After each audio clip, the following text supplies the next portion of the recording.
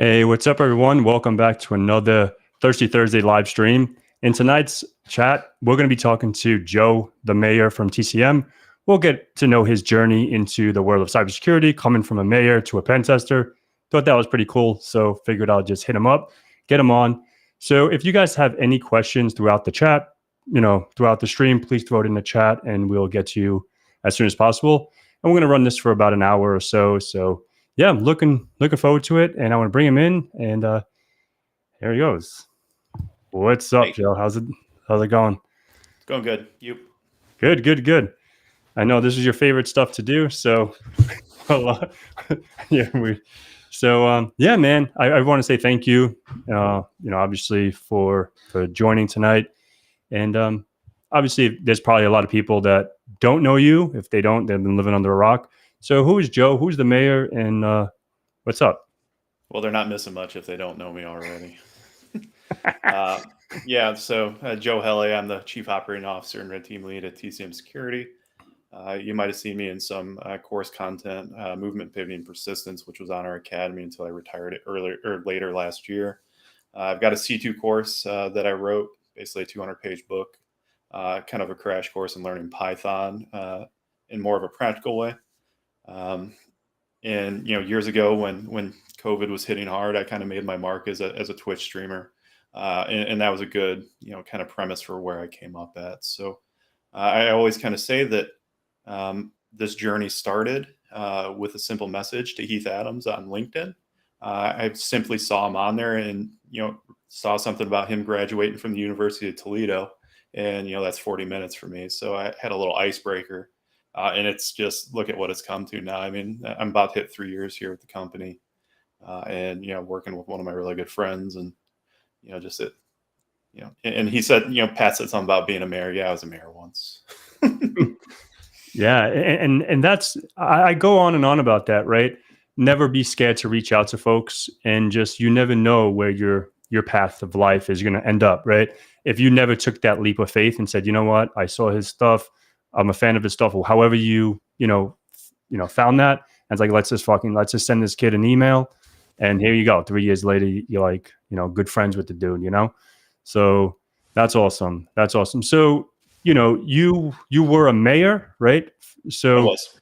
Yeah. So what made you transition? Was it just that simple email, or what triggered your interest into cybersecurity pen testing? And did you do anything, did you do mayor? Were you a mayor, then worked in some IT and then came into cyber, or just went from one end to the other?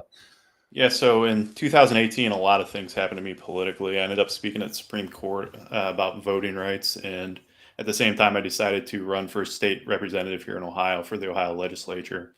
About that same time, I got invited to be a lieutenant governor candidate, which was kind of interesting. I turned that down because I was already on my state run. Going through that campaign was terrible. The amount of attack ads and money they dumped, and my kids seeing that shit on TV and hearing it from their friends took a huge toll on kind of me and what I was doing. So I said, fuck politics, I'm done. But at the same time, when you do that, it's 2018, so we're talking 6 years ago, I was 31 or 32, and starting life over. I felt like I was 18 again, and having to figure out what I was doing. So I really just dug in, did a kind of a mental catalog of things that I could do. I looked at public policy. I looked at different things. I just wanted to be done with public service. So I took public service away, and I'm like, shit, I know how to use computers. Let's see what I can do there. So I started looking for schools, and I looked at WGU, and they're like, well, you have no computer experience, which is a dumb argument because we all, anyone with a pulse has computer experience. Yeah. So I had to go get A+ certified in order to get accepted. Went through that program, burned through it in 12 weeks for the bachelor's program because I was just determined and driven. Finished that, and then I'm like, shit, what should I do now? So I started applying for jobs. Everybody's telling me help desk. I'm like, okay, so I'll apply for a help desk. I'm humble. Couldn't get a job, and nobody would hire me as a help desk technician because I had too much college degree. Talking to one guy, at a place where my wife works, the help desk manager is like, dude, we hire people from Wendy's for $14 an hour. You're going to want too much money. And so, that just kind of set things like, this is stupid. Yeah. So I started looking for SOC jobs because that's what I originally wanted to do. In the end, I just wanted to do digital forensics, Mm-hmm. but I couldn't get hired, to do SOC work because I didn't have help desk or some other arbitrary bullshit. Mm-hmm. Some kind of previous experience that couldn't be qualified. So with that, I'm like, okay, so I'm not going to get blue team work that I want. What's this red team pen test shit? Mm-hmm. Like, okay, I can do that too. So what I do, I got a Hackbox subscription because that's what everybody tells you to do. Got my ass kicked by Hackbox because Hackbox isn't for beginners. Yeah. People who like to bang their heads on their keyboard or on their desk and grind things away for days or weeks. And me, I learned by seeing, not learn by doing necessarily. So I about that same time, that was November, December of 2019. Heath started putting out the PEH course, his original rendition of it. Mm-hmm. Hey, this is good. This looks like good content. That's about the same time I reached out to him and started talking to him. And it essentially, I was helping out with like Udemy questions, I think, in his Udemy, customer support just for free. Mm-hmm. He's like, hey, would you be interested in working for me doing that? I'm like, no, but you can give me an internship as a penetration tester. And he's like, yes, okay. And then COVID hit, so projects were limited, but we worked our butts off. And Mm-hmm. 8 months later, I got a job after a ton of dumb shit in OSCP and people that didn't want to hire you, and places like Optiv ghosting you on the third or fourth interview. And Yep. yeah, anyways, that's my windbagged path to today. Yeah, and I obviously I do my little the LinkedIn beef stuff, right? It's always funny when someone posts something up, and I saw something from you. I forgot who posted it though. I don't know if it was Toddy or someone said something about like the OSCP. Not a lot of people are fans of the OSCP. Oh yeah, that was a good one. Yeah, and I saw I was like when he posted his video, I was like, yo, son, like I had to go check out this beef because he didn't really get into the nitty gritty. He's like, I ain't trying to start no shit. I was like, all right, I'll go fucking look for myself, So, like, what is your take on the OSCP? Like, say, for example, if someone's brand new or maybe want to get into the penetration testing world and they're like, everyone says the OSCP. Now it's a debate, right? OSCP, PMPT, or, EJPT or PJPT and all this shit. There goes Toddy right there. The fucking internet beef, son. So what is your take on that? Like, so we can start the beef up again.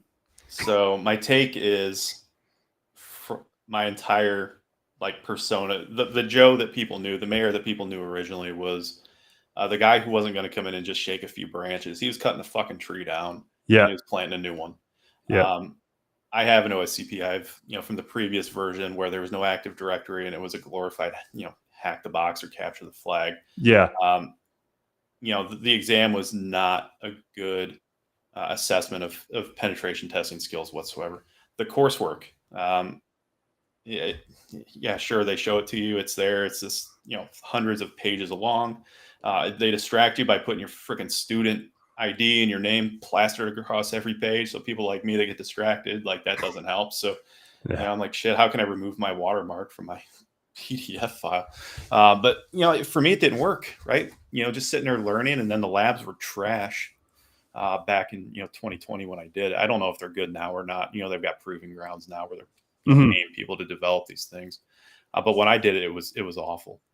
From a more professional standpoint, I think that it's a scapegoat for a lot of managers, and it's a product of yesteryear. At some point, it was probably really important when there wasn't a lot of people doing this, when the market wasn't big, and people were still figuring this industry out from the ground up. We're past that point now, and now what you're seeing, people demanding this certification or that certification, is scapegoating. They're looking for the easiest way to try to qualify someone based off of whatever they did. And that's the whole issue with this field is once people are in the door, they don't leave it open for other people. They get in there and then, the challenge is done. They have their jobs. They're doing what they're doing. And that's what, for things like the OSCP, I think that's the biggest issue. It's not that, people could go take it now. If you want to take it, take it. Don't take it for HR. Don't take it as a way to, break in because you're not setting yourself apart. It's basic economics. the more you have of something, the less value it holds. And Fair that enough. holds true for certifications and anything else in life for that matter. Absolutely. So when it comes to the OSCP, that's kind of my take on it. It's a glorified bachelor's degree resume bullet. People are Hmm. looking and glazing over it, saying, "Do you have it or not? Not is this valuable? Not does this matter?" Uh, Hmm. it's it's just a glorified resume bullet. And there's other ways to get your resume seen and passed on. And we can talk about networking if you want. Yeah. Taking and the value of net. We're talking about at the top of the video, or the top of the stream. I sent a freaking direct message, simply saying, "Hey, we grew up close to each other at one point. Isn't that cool?" And I got the message somewhere. I could dig it up, I'm sure. Uh, I don't delete my LinkedIn messages unless it's like, "Sir, please help with exam," or "Sir, send me money." Um, dude, like I turn my messages off. Yeah. But so many things, certifications and whatnot. They hold nothing compared to the power of networking and the power of simply selling yourself. Hmm. Yeah. Personal branding is super, super important, right? The- Absolutely. like, if you just look at, we'll talk about Heath and like John Hammond, Toddy, all these people that just putting shit out there. And, like I wasn't a big fan of putting my face out on the internet, 3 years ago or 4 years ago now. Like I didn't even put my government name up on anything until then. You know what I mean? I try to keep my shit on the DL, you know what I mean? Like just because there's situations that happen to friends and stuff like that. I don't, I guess I can talk about that a little bit. Like a friend of mine, like got scammed or tried to get hacked, and the kid didn't like they had some beef or whatever. And now this cat knows where he works, and he was starting to go after the company that dude works for. You know what I mean? So I'm like, yo, like this is crazy, bro. Like now it's like, do you even want to put all your shit out there because people, and like what Heath put on that video, he made a video when someone tried to scam him and do all this stuff. It's like, once you're out there in like a little social presence, it's like, yo, son, you a target, son. You know what I mean? So I know I had $1 million in attack ads dumped on me and hate mail sent to my mailbox, and it was. I get it from a different perspective, obviously, but I think mhm, for me that's why I'm so comfortable just streaming and stuff because I've been on videos, I've been on interviews, I'd gone to seminars and yeah, conferences and talked with people. So for me, it was slightly different, but I know that a lot of people who haven't been forward facing before, it can absolutely be terrifying. It can be detrimental, like you said. Having your family dug into it, or they're taking their beef to the workplace. It's yeah. Yeah, and now it's scary. You know what I mean? Like I'm a nobody. I'm a guppy in the sea. When then there's cats out there, like and you see people envy of the envy in people's face, or like you said, like these emails and this crazy stuff that goes on. Like maybe I'm a little different. I'm a little fucking cuckoo in the head. Like I'll be like, yo, bring it. I'm strapped in every room, so we'll see what happens. But it's just crazy that people have to, you're just trying to, do your thing and deliver some content and help people. And some people like just jumping on down your throat, Yep. like fucking jealous of you for that, or Yeah, just they want to because you, swat you. yeah, yeah. Sure, send me some money. Yeah. Ex- So that's interesting. So you have a few, I guess we could talk about the certifications. We know your thoughts about the OSP. I have pretty much the same thoughts about that. Like, it's a money grabber, and you have the what is it? I always forget I've got it. I've got everything except for sans stuff, to be honest. So you went like from OSCP, you did like OSEP and all that stuff too, or Oh just no, so not all, I didn't do anything else with them, and oh, okay, fair enough. but I did all of the offensive stuff for like eLearn back when eLearn didn't suck. Yeah, now it's I handled, IME, right? yeah.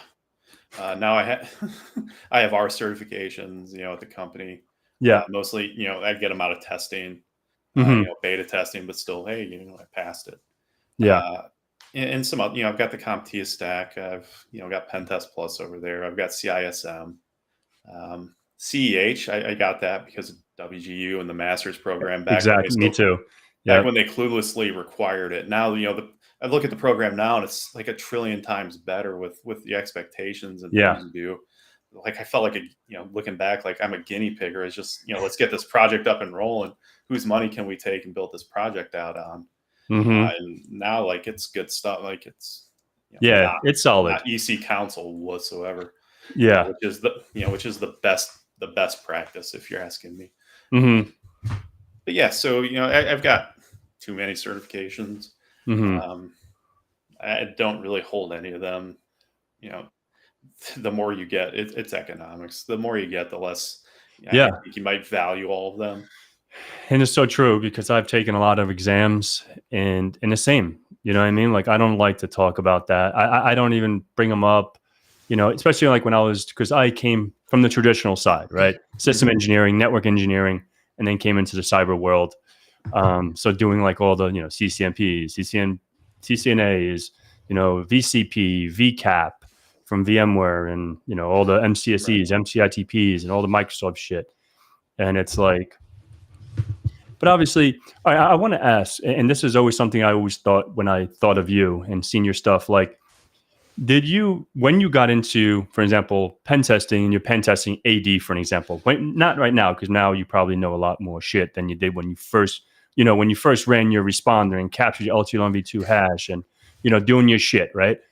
So did you feel as though, like, since you skipped like the sysadmin traditional way, do you think there was a gap in the AD practical knowledge? No, I don't think so. Okay. For what it's worth, though, I didn't have very much Active Directory training. The old certification, ECPPT was Yeah. just a multi-network exam of disconnected boxes, more or less. There was no Active Directory. Hmm. My first real good foray into AD was the CRTP from the old Pentester Academy, which is now Altered Security. Hmm. And, to date, that is probably the certification that's had the most impact on me as a penetration tester. Nice. Um, but I had Heath to learn from, which Yeah. you've got somebody who knew his stuff and still knows his stuff really well. Hmm. And I had a good teacher and mentor at the time, and just again that drive to really recognize what's important when it comes to the field and the industry. I didn't spend a lot of time on web apps because I wasn't going to be doing web apps early on. Um, I don't like doing web apps despite being pretty good and having 12 web app CVs. That's. But yeah, so AD was, that was from Heath and just from hands on, Hmm. which I think is the best way to do it. You can only generate so many types of, Active Directory scenarios in a home lab. Uh, Exactly. and if you do lack some of that sysadmin practice that maybe you had that I didn't, configuring those things, it's a learning process, but it's good learning.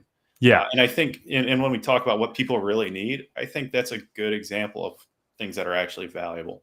When you were doing your work, I think you end up developing a lot of maybe bad habits, or Hmm. and you start getting into risk assessment. Yeah, well, this probably won't happen. This password policy is okay. Sure, they cracked 90% of our shit, but they have to get in. They have to get into our network first. So you get a lot of really bad habits when it comes to configuration. So coming into it with really just a blind eye was like, hey, I know how things are supposed to be. Hmm. Now I know what to look for when they're not. And Yeah. so from that perspective, it was great. And nowadays there's a lot of really good resources. Game of Active Directory, that network. Looking at the way they've developed that is amazing. Those are things that I didn't have coming up. Hmm. Yeah. And it's Seven true. character passwords. I saw some DA passwords a couple weeks ago with 7 characters, like 9 of them. That's interesting. Yeah, because it's funny because when I was a sysadmin, say for example, you get a ticket or a call in, and Joe needs to access, something in IT and is getting access denied. I'm like, fuck it, I'm just gonna put that dude in the everyone group. So now just do Yeah. whack whack server name whack, whatever, and it's like, okay, I have access. All right, ticket closed. See ya, peace. And and then my job's done because now you have access to what you need. But back then, you don't think about the security aspect. It's just like giving Joe access to whatever he needs and bounce. Yeah. So And I have a good example. go for it. Shoot it. Every pen tester has one of those assessments that like they talk about 3, 4, 5 years down the road. Hmm. And year before last, I had a really nasty one where You're talking about giving everyone access. Everyone group had generic all across the domain itself, which was a super interesting, because the lowest level user had DC sync rights essentially on the domain controllers, and that wasn't even the craziest finding in that pen test. It was an unauthenticated VNC server for the IT director, and his Windows machine was unlocked, as well as his LastPass browser password manager. So all these hundreds of passwords and DA accounts that I couldn't crack. I'm like, hey, look at that. There's the password. You left this open for me. How kind of you. Hey, Bala, I see you're chatting. Yeah. It's just interesting. So like, I wanted to ask that too. Like, what is the most interesting like pen test that you've been on that you're like, oh man, like I'll never forget that? That one I was just telling you about. There was I had like 5 or 6, paths to domain admin. And for everybody listening, getting domain admin is not necessarily the most important part of a pen test. Yes, it does show impact to a certain level. But keep in mind that there's a lot of systems that may not be AD connected. Talking about payment processing systems that might be segmented. Sure, you can crack a bunch of passwords, but if you could take over a credit card processing server, that's got a trillion times more impact, if you ask me. So Absolutely. So just a good caveat in there, but that one pen test had those two crazy things in the same in the same project was pretty cool. I'm also blown away by projects where there's not shit, where things are just really well buttoned up, and I don't get a lot of that. We get a lot of clients, might be first time pen test, or they throw money at it for compliance, but don't fix anything or remediate anything. And, so you have a bloodbath on your hands. So I get surprised and excited, honestly, for the challenge almost when I, can't get something in 5 minutes, catching an NTLM hash or man the middle 6, where I can actually dig into Bloodhound and start, chasing blades and paths. And, I really enjoy doing that. So that's pretty cool. That's awesome. So I guess we'll transition to some of the like the networking stuff, right? Not TCP/IP, actually networking with folks. Good. So I don't know shit about it. I didn't do that job. I don't know about the OSI model. Fuck that thing. How would I know if I didn't do the work first, right? Exactly. So like, what do you think the importance of networking? Because I've seen something. I forget the guy's name. Dan. I think Dan. He put something on like one of his friends are looking for a job, right? And he had like a fucking OSCP, OSEP, OSWE, like all these things that I'm like, how is this dude out of work? So. Right. And I've seen some comments on maybe he's antisocial, maybe whatever. I don't know I don't even know the kid, but what do you think the importance, and why do you think people like that are out of work? So I was in his shoes in 2020. So I wasn't an intern forever. I was looking for jobs actively. Bala here in chat, he was one of my original viewers. I was streaming 5 days a week, being seen, building, credibility. And I would apply for jobs, and get nowhere. Like I said, at one point, Optiv, I had 3 interviews. I did their, silly CTF environment, submitted the report, did the report, and then got ghosted. All these things weren't panning out. And I couldn't figure it out. So eventually, like on LinkedIn, I posted kind of a feel sorry for my post, as well as I'm really pissed off about this, saying I can teach you people, I can mentor you people. I'm streaming things that you've never seen before. Why the shit won't any of you hire me? Yeah. And they're all like, we didn't know you were unemployed.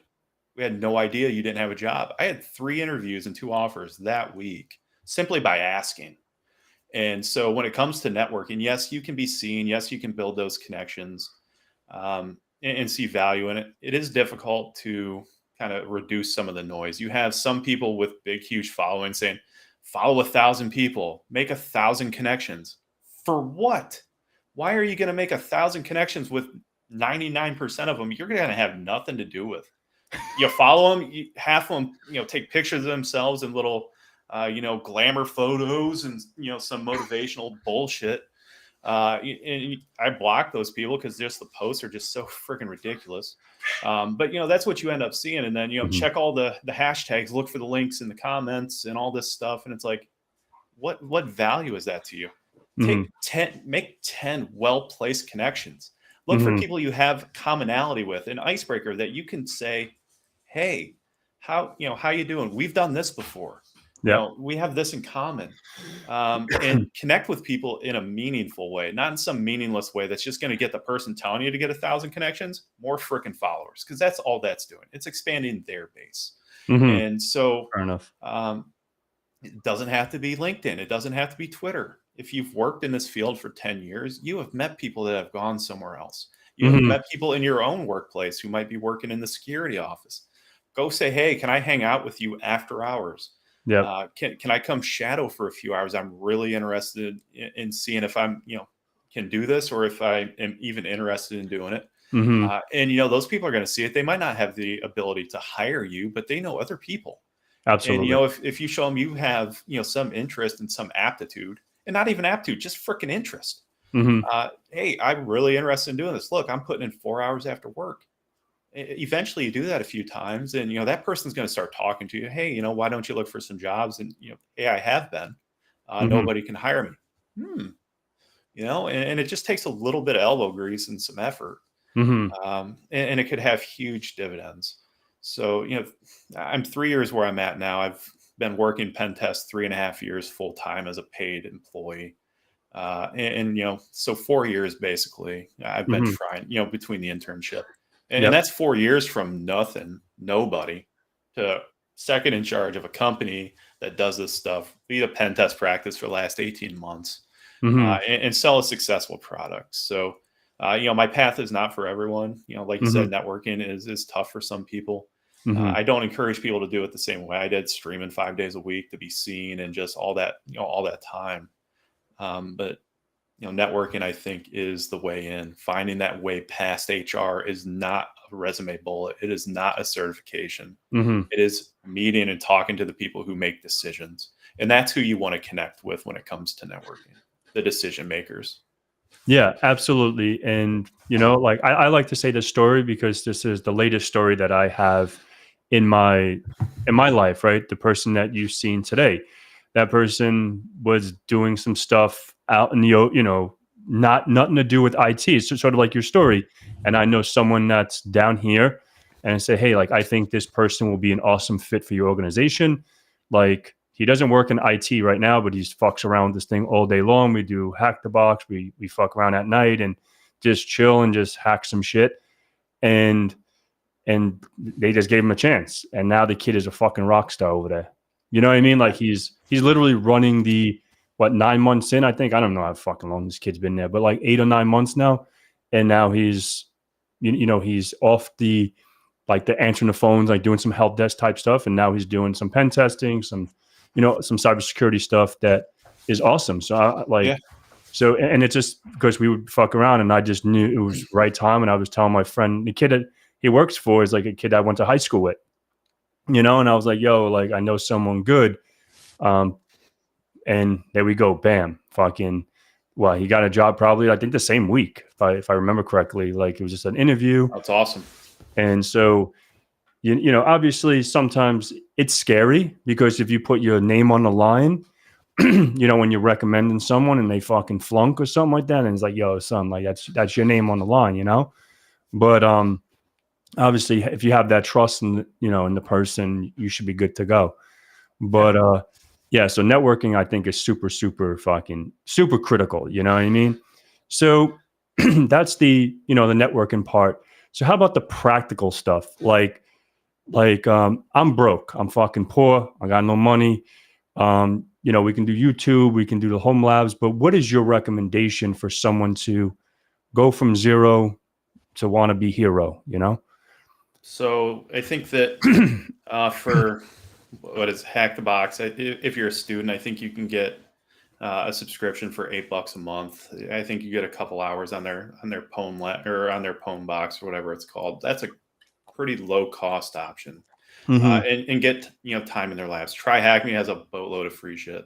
Yeah. You can get their premium subscription, get access to their attack box. There's a Udemy course for absolutely everything. If you need to brush up on networking, there's a $9.99 course on Udemy that you want to listen to some of the demos and see if you can understand what they're saying first. But there are so many low cost or free resources. You know, I think everybody on the planet probably, helped pass A plus, Net plus, and Sec plus through Professor Messer. Those videos are free as shit. Yeah. He's educated tens of thousands of people. Success. He's quick. He's to the point. He doesn't bullshit. Yeah. He's there to help you get through the exam. He's not there to help you learn the field. Yeah. But he's there to help you get some paper. So I think that there's honestly a lot of resources. It can be kind of difficult, I guess, though, when you're trying to get into this field and try to research things. You don't know what to look for, right? Yeah. So, like I said, when I came in, everyone's like, "You need a Hack the Box subscription." That was a waste of money for me. That was a dumb suggestion. I got no use out of it other than saying I suck. I'm not going to make it. Just beat myself down because these things are not made. And back then, you had to hack into the platform still. Yeah. Like, I don't know how to look for shit in JavaScript. What the hell are you talking about? Yeah. And now it's you just sign up, they'll take your money. But yeah. Did you know there was like a little leak, right? Like, and I think I accidentally found this. This was years ago. And then I Googled it and someone else did it too. It was like, if you just like type in hackthebox.com or .edu/register, it like registered you and gave you a key or the flag or whatever. So, and I actually did that by accident. I was like, I didn't find that thinking I'm a cool guy. I was like, fuck, that's just a total accident. Right. But yeah, there's some, Hack the Box. And that's interesting. Do you use anything now? I know now you're like the COO, you're probably a little more hands-off keyboard. No. No? I'm pen testing 5 days a week, buddy. Plus help running the company. Oh, okay. So you're still doing, twice the work. Yeah, that's cool. So you said like web apps is probably your least favorite. What is your favorite types of engagements? So I think for probably most people doing this stuff, internals are what's enjoyable. And so when it comes to, like building out home labs and things, I've got an R720 server I bought off Amazon, refurbished. I got it on deal for like $400. Came with 192 gigs of RAM and, like 2 terabytes of storage or something for $500. So when you're, if you're talking about low price options, then you're talking about me for like mid price options. You can use a cheapo $100, $100 Chromebook and, remote into other devices if you try hard enough. Or, get a 4 gigabyte RAM, old gateway. I think Walmart has gateways still for some reason. Or buy a refurbished or a used computer. There's a lot of opportunities for that. So when it comes to me, like, I've got a lot of time at work, but I'm constantly doing things like when I can't get, 80 certificate service, run Certify or something to work in a network. Like I'm building that back out in my home lab on a domain controller saying, okay, why isn't this working? The same thing goes for, sometimes you update and packet and, everything breaks. I'm like, shit, okay, let's go figure this out. So, I've got the opportunity to do that. But internals for sure is what I enjoy. I think that they do get monotonous at times because it's a lot of the same thing over and over and over again. And I'm curious by nature, which I think is why I'm pretty good at web apps because they're all different. There isn't really 2 web apps that's the same, but there's a lot of internal networks that are exactly the same. So while I enjoy them, as you move up with experience and time, what you enjoy kind of takes a back seat to what is required. And more experienced folks typically are doing web apps. Yeah. That's true. Like more experienced people love. So I guess like I never thought of that. I'm just thinking about that now. But I in my head, I always thought like it was like a little path, right? Like if you came up on the infrastructure side, you tend to go network and, internals, external, like more than network pen testing, sort of like the PMPT and maybe the P. Sure. I never took any of those exams, but, obviously on the internet doing your research, it tells you. And like the web app stuff, it's like, I always thought about that as like, okay, maybe someone that came in from a development perspective or like maybe a web developer or someone that coding type thing. And like, when I got into this world, like now I know a little bit. I didn't know fucking coding, nothing. Like I still don't. Like I know a little, Python can get me by, but I'm not, I'm popping open fucking no John Hammond writing some. I love the kid. I watch his shit. I just like, dude, I love you. I'm just supporting your shit. I don't know what the fuck you're doing. You know what I Yeah. mean? Like he's on, so it's like, I always thought like when you get into this field, you always tend to gravitate towards what you had prior, and that's what you start testing. Do you find that a lot? I don't. I think that that's actually probably an exception rather than the rule. So Mm-hmm. I don't think there's enough jobs, and it's for a business reason. There's not enough singular need, single subject jobs like web app pen tester, external pen tester, internal pen tester. A lot of consultancies are selling a conglomeration of different types of tests. And while you might be able to assign more of a certain type of test to an individual, Mm-hmm. based on availability or skill or need, there's still going to be you're still going to have to be cross functional in doing internals. You're still going to have to know how to do externals. Things where I think you start getting more single subject: mobile, ICS, Internet of Things testing, drones, stuff like that. That's more off the beaten path. That's Mm-hmm. where you can, that's where I think you'll have more luck saying, hey, I want to get good at one thing really, really good, and that's all I want to do. Yeah. Mobile is the way to do that, or drones, uh, ICS, industrial systems. Mm-hmm. That is so niche. There's a huge need. It's just we can't roll in a nuclear power plant into the lab, and buy all the Johnson Electric, all these different electronics companies, buy samples of that and roll it into your office. It's not possible. So the people who know how to use those and test those probably have had some experience as an electrical engineer, Yep. or they had a parent that got to go to work with your dad day or something, and you got Mm-hmm. to wander around and see how this stuff works. You're an electrician, I mean, some of those things are, you're talking about basic binary, wiring and things where it's Yep. sending ones and zeros for everything, and that's the logic. These really primitive, PLCs that there's not much happening. But for someone like me, like I would have to sit down with that stuff and figure out how to do it. Mm-hmm. So I don't think there's a lot of single type, assessors. Red teamers, I think that's a different one. If you're actually doing red teaming, not the CompTIA Cranbox version where everything offensive is red team, but when you're talking about the secret squirrel stuff, I Mm-hmm. think that's another one where you can get more into single subject. Mature red teams are hiring somebody to do malware development. They're writing, have someone who is writing, good infrastructure and maintaining infrastructure. You got people who are good at just social engineering, and that's all they do. Mm-hmm. If you look at X Force, the IBM red team, Mm-hmm. that's what they do. They're busting butt, and they hire a diverse group of people, to complement that team really well. And I think you see that with a lot of dedicated red teams.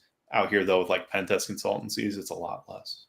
So yeah, so for those that maybe use those interchangeably, just like you said, like okay, like you're, oh, I'm a red teamer. Meanwhile, you're just running your normal stuff as a pen tester. Right. So for those that don't know or maybe aren't familiar because they use it, like I'm a red teamer. Meanwhile, you're not really a red teamer. What is the difference between like a red teamer and like a penetration tester? Like, So I think that again, you kind of got the crayon box issue where organizations like ISC Square and CompTIA are trying to dumb down information technology in general. You got green colors, you got blues, yellows, whatever. mm-hmm. To answer your question, though, the difference is that red teaming is your actual trying to be a nation state, attacker. You're trying to be an APT. You're trying to literally take over an organization with little to no, knowledge up front. Mm-hmm. You're being actively defended. It's truly the no holds barred, though. You're given a large scope. You have months typically on most of these assessments to do it. You can fly out and do physicals. That's oftentimes part of it. So, unfettered social engineering, oftentimes, you might have people they say is absolutely off limits, but also on these assessments, there's one or two people who know that it's really going on. And that's more of a break glass moment to say, hey, if, like the lawyers are getting involved with something, or, they're starting to think about calling law enforcement, that's where they pull the letter out. Yeah. So, coal fire, out in Iowa, I think a Yep. few years ago, they had some guys doing physical, testing at a courthouse because, in that county, I guess the county judge oversaw security of the building, but the sheriff wasn't taking that. So he arrested those guys despite having this letter from the judge. That's red teaming. They're trying to go out and break into things. They're being the true bad guy. Mm-hmm. Matt Johnson, he had a talk last year called Felon in 5 Minutes, talking about, or the year before at Wild West Hacking Fest, talking about like lock picking and breaking into buildings and stuff. That's what you're doing. That's what, the Black Hills Red Team, that's what they're doing. That's what the Trusted Sec team is doing. They're out being the bad guy. For us, we're doing something quite different. We're not so much worried about being seen or heard. I go in fast and heavy and, guns blazing, because I got 5 days to knock out this assessment, get as much information as I possibly can to provide a comprehensive understanding of those weaknesses. Mm-hmm. Those guys have months. Yep. And they'll spend weeks on external research, identifying good targets, cultivating relationships, jumping into Discords, trying to break into Slack channels and figure out, how can I start, communicating with these people and using them and abusing, human weakness. Mm-hmm. That's the difference. One is a bad guy. The other one, act as a bad guy. Yeah. The other one's pen testing in your typical consultancies, which is where most of CompTIA's red team, and I think, falls into. You have constant contact with your client. You're letting them know what you're doing. They're checking, hey, these alerts fired off. Is this you? Mm-hmm. When you're on a red team, if they kick you out, you're fucked. Yeah. Hey, better figure this. These guys are burning 0 days on red team assessments. I'm not doing that. Yeah. On a doctor's office, they pay us $5,000 a week. I'm not burning something that I spent 6 weeks trying to figure out. Yeah. So. Yeah, that's cool. So now we'll get into a little bit of the middle, and then we'll probably wrap up with some questions, and then I'll let you do your thing. So about purple team, right? This is a new hot thing over the last couple of years. Purple teaming. We won't really get into the blue team because but like purple. I don't know anything about it. I never did it. Yeah. Oh, really? Nothing on the incident response, threat hunting, and all that good stuff. My first job was a pen tester. Like I have a Waza deployment, and I mess around with that kind of stuff. Just out of more curiosity and to provide solutions for customers who may not have a SIM or detection system in place. Waza is a great beginner or intermediary solution. Mm-hmm. But I don't have any blue team. Remember, I couldn't get a job. Nobody would hire me. Yeah, I didn't have help desk. Yeah, fucking job. But so like on the purple team, like, do you guys do purple teaming assessments? We don't do a lot. We do have it as an offering for our clients.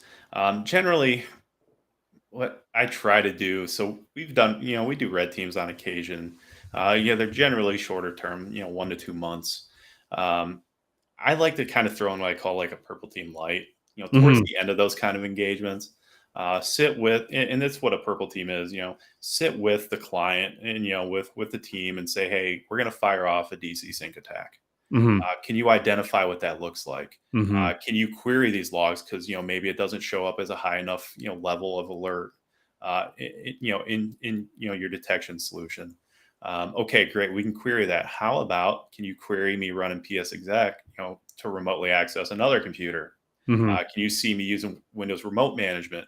Mm-hmm. Oh, maybe that's a level 4, and you're getting alerts at say 10, and I'm using Waza as an example. That's what my experience is with. But most SIMs in detection systems are the same. They're based on alerting levels, so you don't get fatigued. And that's what purple teaming is in essence. And you can do it, like I said, from a red team perspective first, which is kind of the way that I like to do it. Mm-hmm. And then purple teaming, you have a playbook, you have a list of things you're going to work out. Mm-hmm. And you just go through those items with that team. It can take a matter of hours, maybe, depending on, how in depth or how large the company is or how big the team is. It could take days or weeks. Yep. And it's just kind of working through things. It's a tabletop exercise. Yep. Just a practical one, whereas in a tabletop, you're just talking through something. We're attacking you and then talking through it. Exactly. Yeah. Yeah. And I've been through a couple, right? Purple team being in the organization, having an external company do the purple team. And then like you said, I want to fire off a DC sync attack. All right, let me see if, whatever CrowdStrike catches it, or Microsoft Sentinel, or whatever that company is using, in this case, Waza or whatever. And so yeah, and I think those are actually fun because it's it's informative and educational as well, because it informs the blue team of like, okay, like now you get a score of 70.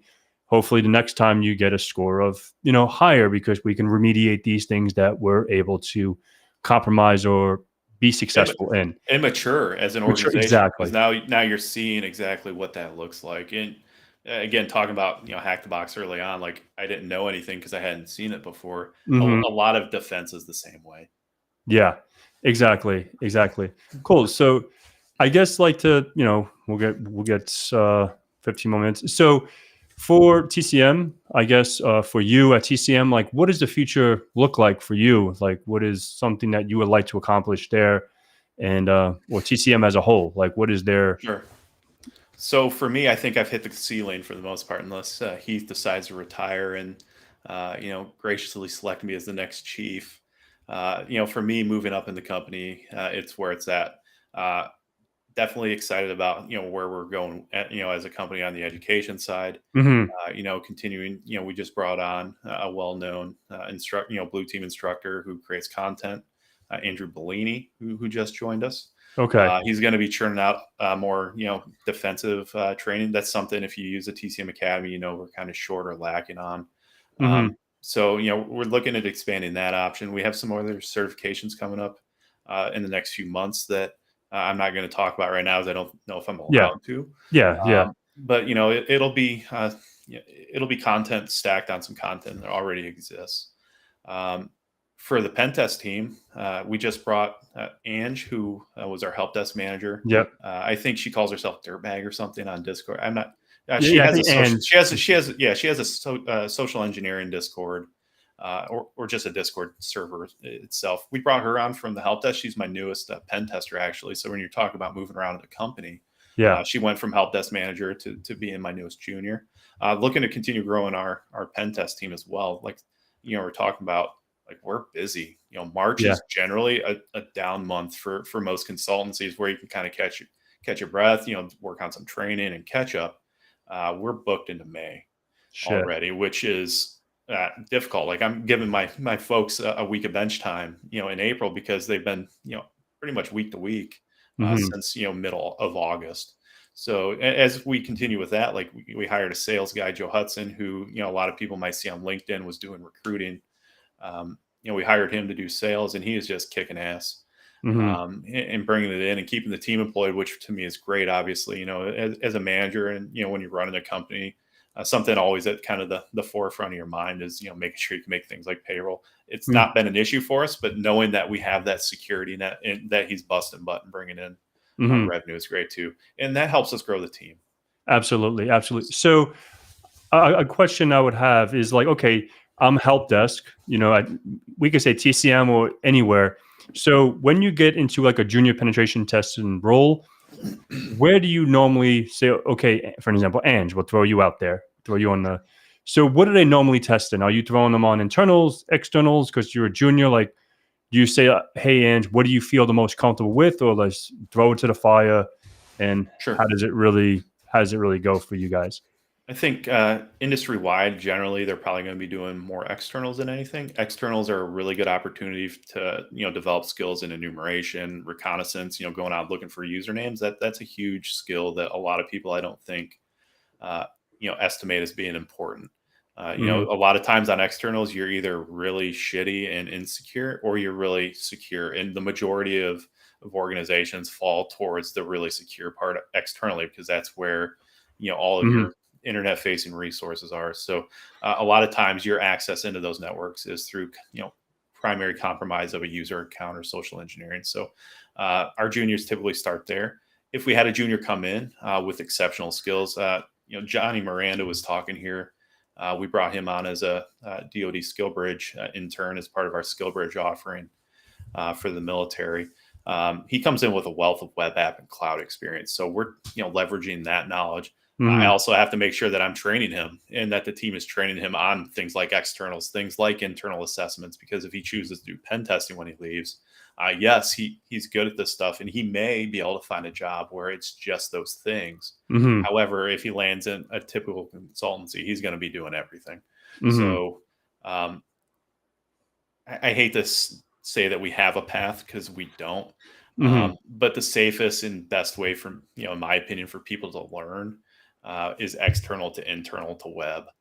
Yeah, And it's because the externals and internals are the kind of the assessments that are always going to be pretty similar to the last one you did.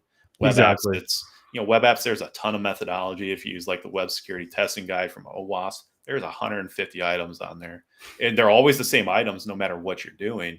But no web app is the same. Even WordPress sites, Hmm. where it's the same core, are It's different plugins, different themes. exceptionally different. Hmm. Exactly. So there's a lot of Active Directory configurations that are broken by default. Web app isn't necessarily like that. Hmm.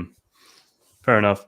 All right, so we have about 9 minutes. I guess now we'll just throw it to the floor. If there's any, so Taddy, I guess. So is that where did it go? So does the mayor not use Hack the Box at all? Do you use Hack the Box? Actually, I don't do much. I have an Academy subscription actually because their material is great. I wanted to do their CPPTS, whatever their CPTS? certified. Yeah, I'm not a fan of having to do 100% completion of training before qualifying for an exam, so I don't Mm, use that very much. I'm looking at their senior web app one though that just came out. I think that offering looks really good. Uh, if there's any eLearn fans in the crowd here, if you want to see what eLearn would have looked like before I&E bought them, look at Hack the Box Academy because that's where Demetrios, the old eLearn director, went off to. And I mean, Hack the Box is an incredible platform, but that's millions of dollars injected from series funding and investors and whatnot. So they've seen a lot of cash come in to develop that, and it shows. It's a mm. great platform. I would love to take their exams for $300 and just Call it a day. not have to invest 3 or 4 weeks straight into answering a few questions per page and spinning up labs. Yeah, fair enough. So any other questions? I'm trying to go through these, but I'll take Offset consideration. considerations? Not really. Like I said, we make a lot of noise when we do internals. Um, there's things that are quiet. Running responder without redirecting traffic, just in like the analyze mode, you can get a good idea like where live hosts are, and get some information about that. If you want to run Wireshark, I've used Wireshark maybe 2 times in my entire career on something like an external. Looking for things because I think they had a bunch of like telnet servers open. That's OPSEC safe, just sitting there sniffing. But generally speaking, like I don't care if they see me. On the same token, we're not here to make sure that their CrowdStrike alerts are working either. Sometimes we'll get clients who, let's we want to remediate, or can you do these things so we can check if CrowdStrike is doing their job? Like, I guess sure. We're not making this hard on them. Yeah, I'm not burning a few of the little secret payloads that I have that still avoid things. I'm not going to burn that on seeing if CrowdStrike is not bypassable because they still have telemetry, of course, but to see if CrowdStrike is listening, I guess. yeah. So I was gonna ask. I was gonna ask you that. So like, what is your, I guess, easiest EDR to bypass? Uh, I mean, I've had good success against Sentinel One.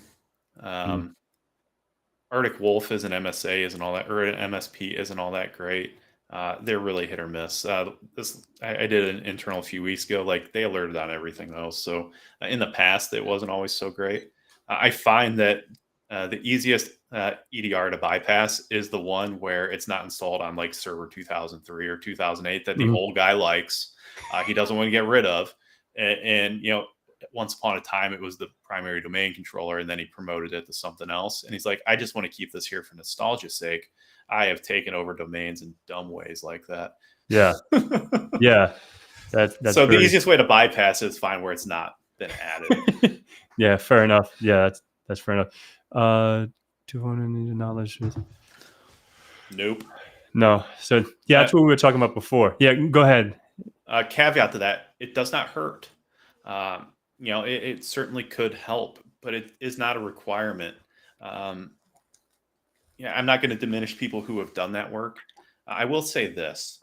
People that want to be a help desk technician, people that want to be a systems administrator should be encouraged to do those jobs. Those are the people we should be encouraging to do that work.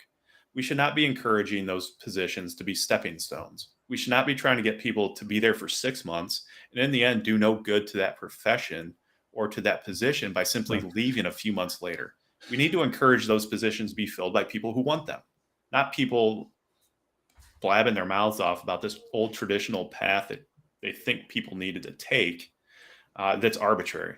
How long do you work in the help desk before you say, okay, somebody will give me a chance? How long am I a systems admin before I can be a pen tester? I have no idea, and that's the problem. Hmm. Yeah, I think that's a very good point, because I think if that was your path, that was your path, like mine, right? Like that was my path. Sure. I never knew I wanted to do this in my life. Like I loved routing and switching. I loved firewalls. I loved configuring stuff. I loved, doing all the Active Directory stuff and Azure and, SSCM and SCOM and all that shit. And then obviously I fell upon this because I got my fucking PayPal hacked when I was selling some Jordans. But, and then, yeah, so, and then it was like, okay, that's what triggered my interest. And that's when I went, when I was back then I was still an undergrad, but then that's when I went to like WGU to do my master's and do all that stuff. I'm like, okay, like this is pretty dope. And so that's the same thing I say, like, don't ever just follow someone else's path, because everyone's walk of life is so fucking different. Oh, Like, absolutely.